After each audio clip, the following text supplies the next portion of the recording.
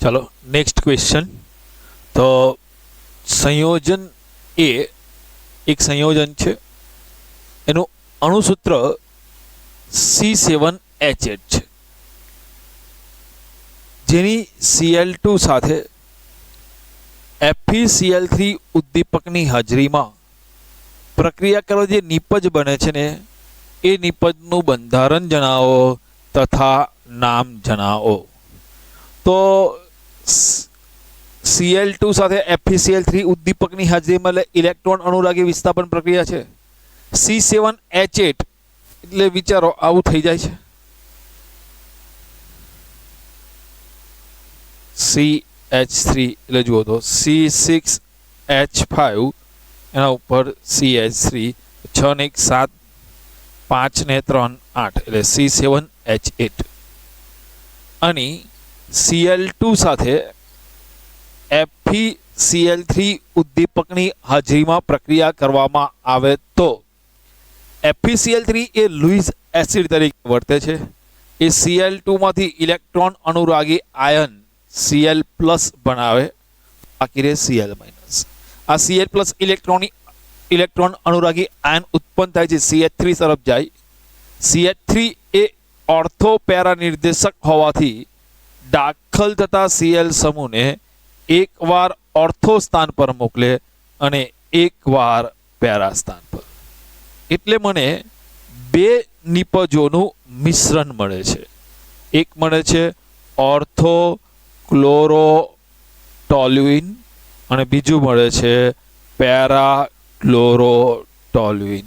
એટલે આનો જવાબ આવશે કે ઓર્થો ક્લોરોટોલ્યુઇન અને પેરા ક્લોરોટોલ્યુઇનનું મિશ્રણ મળે છે। नेक्स्ट क्वेश्चन જોઈએ। કયા આલ્કીનની HCl સાથે પ્રક્રિયા કરવાથી નિપજ તરીકે 1-ક્લોરો 1-મિથાઇલ સાયક્લોહેક્સેન બનશે? એટલે કોઈ એક આલ્કીન છે,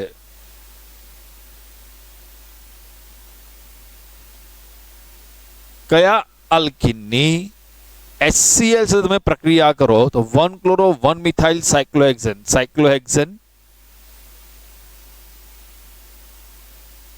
1-ક્લોરો એટલે પહેલા જ કાર્બન ઉપર Cl અને પહેલા જ કાર્બન ઉપર મિથાઇલ। તો 1-ક્લોરો 1-મિથાઇલ સાયક્લોહેક્સેન।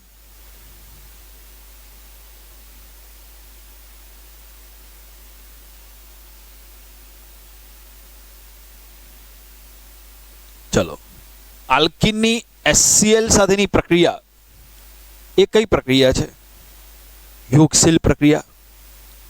એટલે જ્યાં ડબલ બોન્ડ હોય ને ત્યાં ડબલ બોન્ડ તૂટી જાય, ડબલ બોન્ડના બદલે સિંગલ બોન્ડ। એક કાર્બન ઉપર Cl ઉમેરાશે તો અહીંયા આ કાર્બન ઉપર Cl ઉમેરાય તો એના બાજુના કાર્બન ઉપર શું ઉમેરાશે? H। એટલે સમજો કે એના બાજુના કાર્બન પર અહીંયા H ઉમેરે તો લખ્યો નથી આપણે।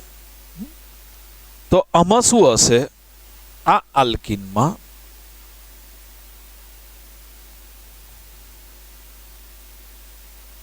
चलो आ बे कार्बन वच्चे डबल बॉन्ड कर दिए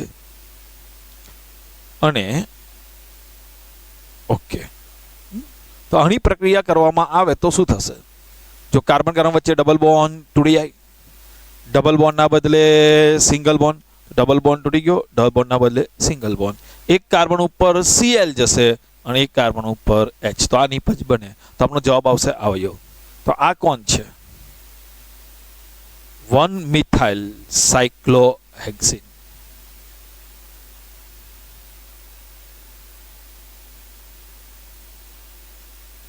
तो जो आ 1-मिथाइल साइक्लोहेक्सेन होय एनी तमे HCl साथे युगशील प्रक्रिया करो तो कार्बन कार्बन वच्चेनो डबल बॉन्ड तूटी जाय, डबल बॉन्ड ना बदले सिंगल बॉन्ड અને HCl आमा उमेराय।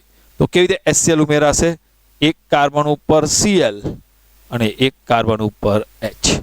અને એ પણ કેવી રીતે? તો જુઓ તો આ જે આલ્કીન છે અસમિત આલ્કીન છે તો આ કાર્બન ઉપર 1 2 3 1 1 H છે।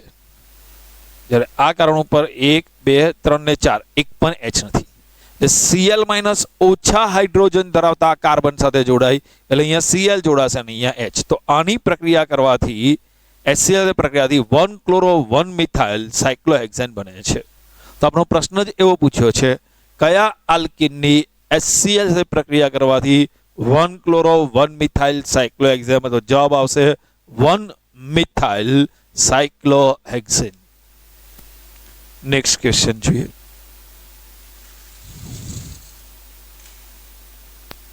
એક એવા આલ્કીનનું ઉદાહરણ આપો કે જેની HBr સાથે યોગશીલ પ્રક્રિયા પેરોક્સાઇડ ઉદ્દીપકની હાજરીમાં કરવામાં આવે કે પેરોક્સાઇડ ઉદ્દીપકની ગેરહાજરીમાં કરવામાં આવે, નિપજ કેવી મળશે? સરખી.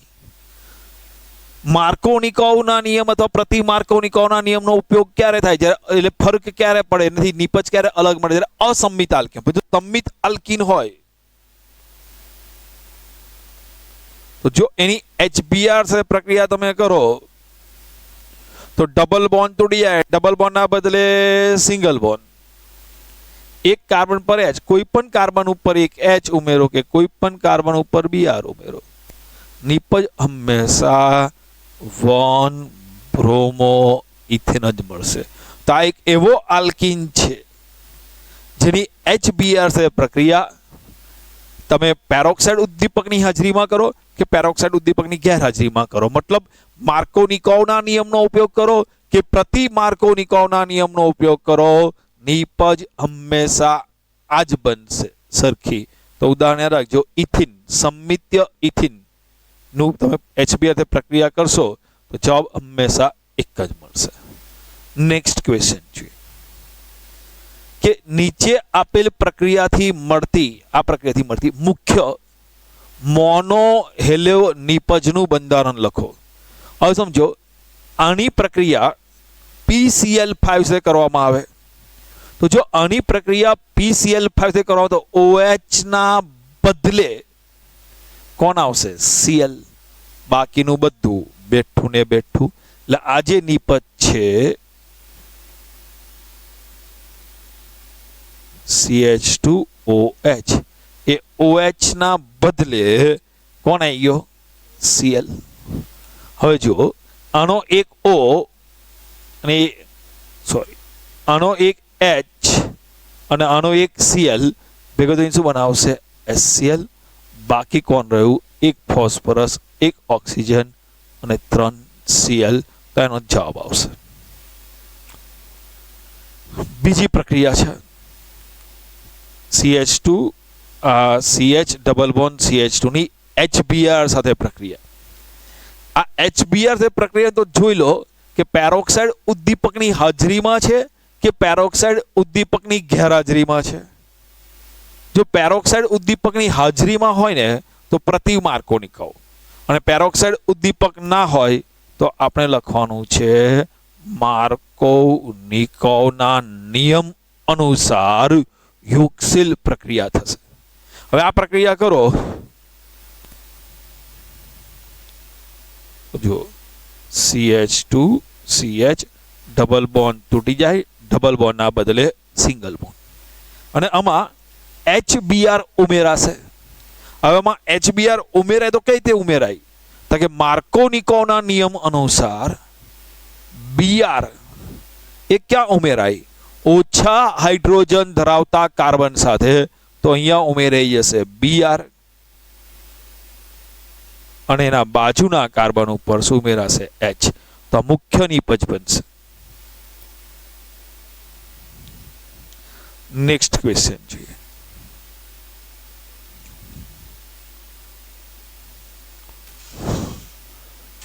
પરિવર્તન આપો. 2 બ્રોમોપ્રોપેન માંથી 1 બ્રોમોપ્રોપેન. ચાલો ધ્યાન આપજો.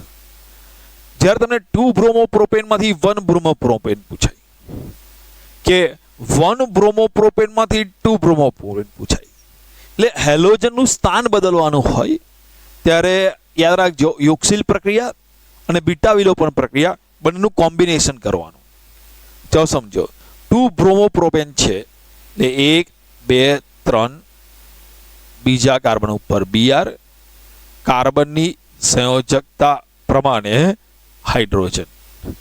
આ છે 2-bromopropane. અણુ આલ્કોહોલિક KOH સાથે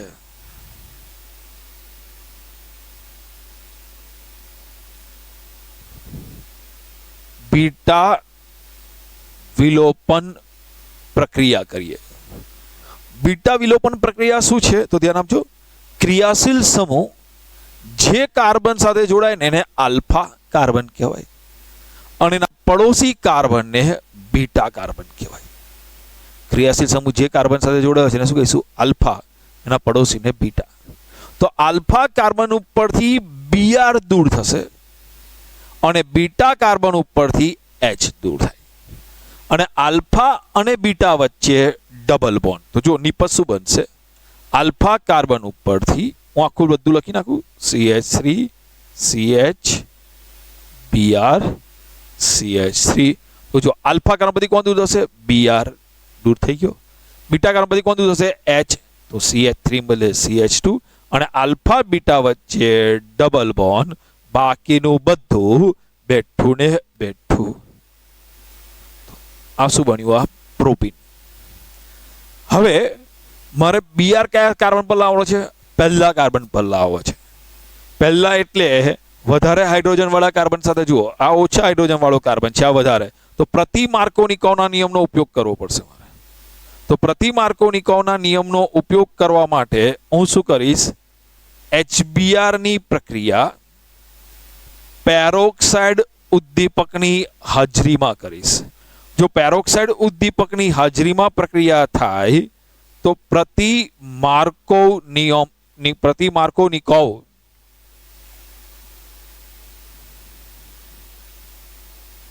નિકોવના નિયમનો ઉપયોગ કરવાનો.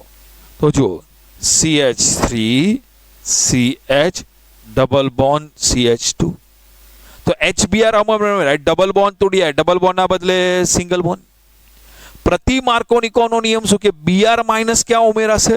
વધારે હાઇડ્રોજન ધરાવતા કાર્બન સાથે. તો અહીંયા Br ઉમેરાય તો અહીંયા H ઉમેરાય. તો શું બની ગયું? આ 1-bromopropane. ઇમ્પોર્ટન્ટ પરિવર્તન છે, ધ્યાન આપજો. 2-bromopropane માંથી 1-bromopropane કે 1-bromopropane માંથી 2-bromopropane. બીજો એક્ઝેક્ટ. આ બંને મોસ્ટ ઇમ્પોર્ટન્ટ પરિવર્તન છે એક્ઝામ પોઈન્ટ ઓફ વ્યૂ. ધ્યાન આપજો. આવજીએ 1-bromopropane માંથી 2-bromopropane. તો 1-bromopropane CH3 CH2 CH2 પહેલા કાર્બન ઉપર Br. તો 1-bromopropane માંથી બનાવવાનું છે 2-bromopropane. તો આની પ્રક્રિયા હું આલ્કોહોલિક KOH સાથે કરું. આલ્કોહોલિક KOH સાથે કરવામાં આવે તો બીટા વિલોપન પ્રક્રિયા થાય. તો બીટા વિલોપન પ્રક્રિયામાં શું? તો કે ક્રિયાશીલ સમૂહ જે કાર્બન સાથે જોડાયો હોય એ કાર્બનને આલ્ફા કાર્બન કહેવાય. તો Br ક્રિયાશીલ સમૂહ જે કાર્બન સાથે જોડાયો છે એને આલ્ફા, એના પડોશીને બીટા કાર્બન. તો આલ્ફા કાર્બન પરનો હેલોજન દૂર થાય, બીટા કાર્બન પરનો H દૂર થાય અને આલ્ફા બીટા વચ્ચે ડબલ બોન્ડ બને. તો સમજો આ CH3 CH2 CH Br. જો આલ્ફા કાર્બન પરનો કોણ દૂર થાય? હેલોજન દૂર થયો. બીટા કાર્બન પરનો કોણ દૂર થશે? H દૂર થયો અને આલ્ફા બીટા વચ્ચે ડબલ બોન્ડ. બાકીનું બધું બેઠું ને બેઠું. તો આ શું બની ગયું? આ પ્રોપીન. હવે આ પ્રોપીનની પ્રક્રિયામાંથી મારે શું છે? 2-bromopropane. બીજા કાર્બન પર Br દાખલ કરવાનો છે. આલ્ફા કાર્બનનો હેલોજન જ દૂર થાય, ખાલી Br જ દૂર થશે. બીટા કાર્બન પરથી H અને આલ્ફા બીટા વચ્ચે ડબલ. હવે આની પ્રક્રિયા મારે કરવી છે HBr સાથે. પેરોક્સાઇડ ઉદ્દીપક નથી એટલે માર્કોવ નિકોવના નિયમનો ઉપયોગ થશે. તો માર્કોનિકોવના નિયમ મુજબ શું થશે? ડબલ બોન્ડ તૂટી જાય, ડબલ બોન્ડના બદલે સિંગલ બોન્ડ, બાકીનું બધું બેઠું ને બેઠું. હવે HBr ઉમેરાય તો માર્કોનિકોવના નિયમ અનુસાર Br માઇનસ ક્યાં ઉમેરાય? ઓછા હાઇડ્રોજન ધરાવતા ઇથિનિક કાર્બન સાથે. અહીંયા ઓછા છે તો અહીંયા Br અને અહીંયા H. શું બનશે? આ 2 બ્રોમો પ્રોપેન. તો આ ઇમ્પોર્ટન્ટ પરિવર્તન છે, ધ્યાન આપજો. 2 બ્રોમો પ્રોપેનમાંથી 1 બ્રોમો પ્રોપેન અથવા 1 બ્રોમો પ્રોપેનમાંથી 2 બ્રોમો પ્રોપેન. હવે જો બેન્ઝીનમાંથી પેરાક્લોરો નાઇટ્રોબેન્ઝીન.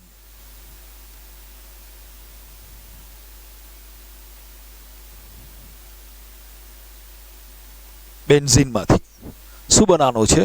પેરાક્લોરો નાઇટ્રોબેન્ઝીન. પેરાક્લોરો નાઇટ્રોબેન્ઝીન.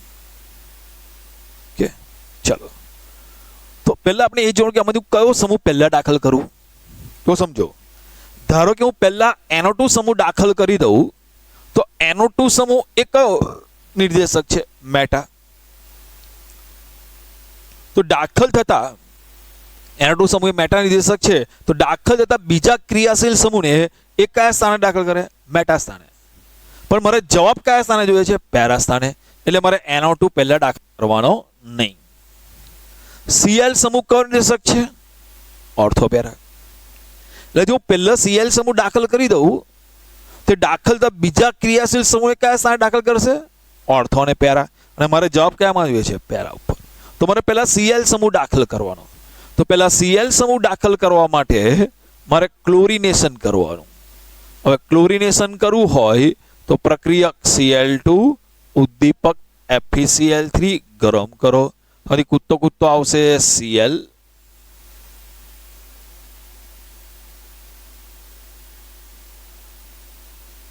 શું બનાવશે? આ ક્લોરોબેન્ઝીન. હા, Cl2 માંથી Cl પ્લસ બને અને Cl માઇનસ બને. Cl પ્લસ કૂદતો અહીંયા આવે, H ને મારે લાત. હા, H દૂર થાય, કયું સ્વરૂપે? H પ્લસ અને આ Cl માઇનસ કમ્બાઈન થઈને શું બનાવશે? Cl. તો બની ગયું ક્લોરોબેન્ઝીન. હવે મારે NO2 સમૂહ દાખલ કરવું છે. તો હવે મારે NO2 સમૂહ દાખલ કરવું હોય તો મારે શું કરવું પડશે? નાઇટ્રેશન. તો હવે હું આનું નાઇટ્રેશન કરું.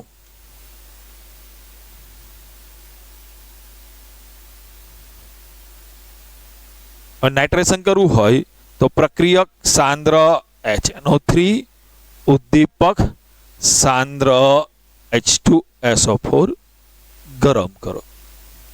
તો આ બે વચ્ચે પ્રક્રિયા થઈને કોણ બનશે? NO2 પ્લસ થશે, અહીંયા આવશે. પણ આ Cl સમૂહ કયો નિર્દેશક છે? ઓર્થોપેરા. તો દાખલ થતા NO2 સમૂહને એકવાર ઓર્થો સ્થાન પર મોકલશે અને એકવાર પેરા સ્થાને મોકલશે. એટલે મને ઓર્થોક્લોરો નાઇટ્રોબેન્ઝીન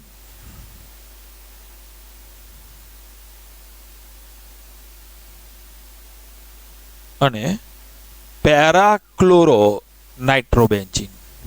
તો મને ઓર્થોક્લોરો નાઇટ્રોબેન્ઝીન અને પેરાક્લોરો નાઇટ્રોબેન્ઝીનનું મિશ્રણ બનશે.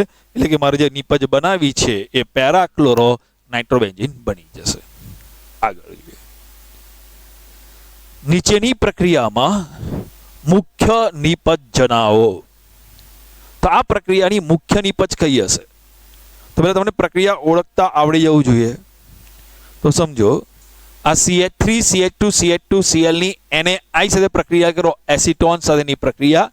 આ પ્રક્રિયા છે ફ્રિન્કલસ્ટેઇન પ્રક્રિયા, હેલોજન વિનિમય પ્રક્રિયા. હેલોજન વિનિમય પ્રક્રિયા એટલે આ Cl I નો વિનિમય થશે, એક્સચેન્જ થશે. અહીંયા Cl ના બદલે I, અહીંયા I ના બદલે Cl. તો મને નિપજ શું મળશે? જુઓ, એની હું પહેલા લખી નાખું, CH3 CH2 CH2 Cl વત્તા NaI. આ એક્સચેન્જ થશે. તો અહીંનો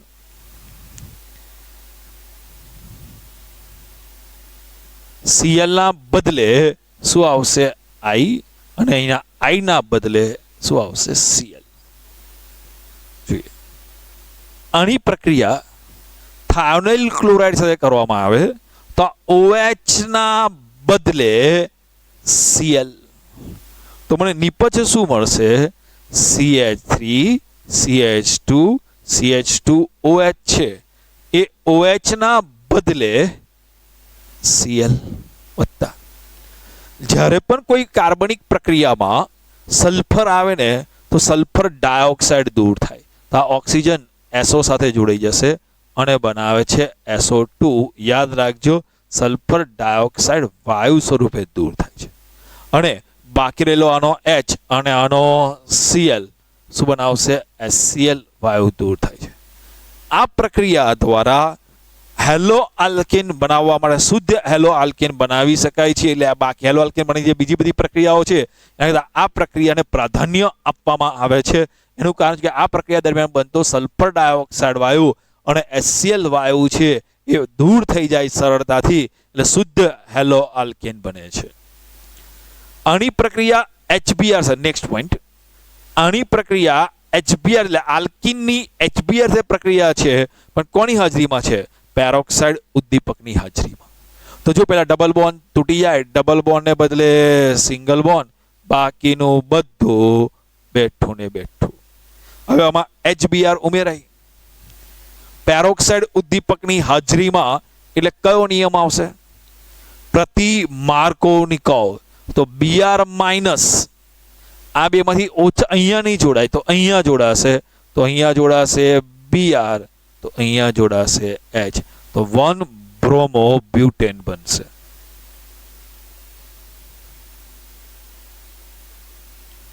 આની પ્રક્રિયા કરીએ. આ HBr ની હાજરીમાં છે. HBr ની હાજરીમાં આવેલી અહીંયા આવશે પેરોક્સાઇડની હાજરીમાં આવશે પ્રતિ માર્કોનિકોવનો નિયમ. જ્યારે HBr ની હાજરીમાં આવે માર્કોનિકોવનો નિયમ. તો HBr से પ્રક્રિયા કરો તો ડબલ બોન્ડ તૂટી જાય, ડબલ બોન્ડ ના બદલે સિંગલ બોન્ડ, બાકીનું બધું બેઠું ને બેઠું. એટલે આ પ્રક્રિયામાં શું આવશે? જુઓ, CH3 CH, ડબલ બોન્ડ તૂટી ગયો, ડબલ બોન્ડ ના બદલે સિંગલ બોન્ડ, બાકીનું બધું બેઠું ને બેઠું.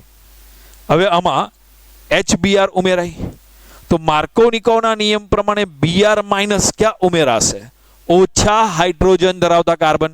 તો આ જે ઇથિનિક કાર્બનમાં ઓછા હાઇડ્રોજન હોય, અહીંયા એક પણ નથી ને અહીંયા એક છે, તો અહીંયા ઉમેરાશે. તો અહીંયા આવશે Br અને અહીંયા આવશે H. ધ્યાન આપજો. આનું નામકરણ આપવું હોય તો 1 2 3 4 2 બ્રોમો 2 મિથાઇલ બ્યુટેન બને છે. તો હેલો આલ્કેન અને હેલો એરની બનાવટ કમ્પ્લીટ તૈયાર કરો ને તો જ તમે આની પ્રક્રિયાઓ કરી શકો, પ્રક્રિયા પર આધારિત પ્રશ્ન કરી શકો. તો એકવાર બરાબર લખી નાખો, ધ્યાનથી વાંચી રાખો, પછી નેક્સ્ટ જોઈએ છે.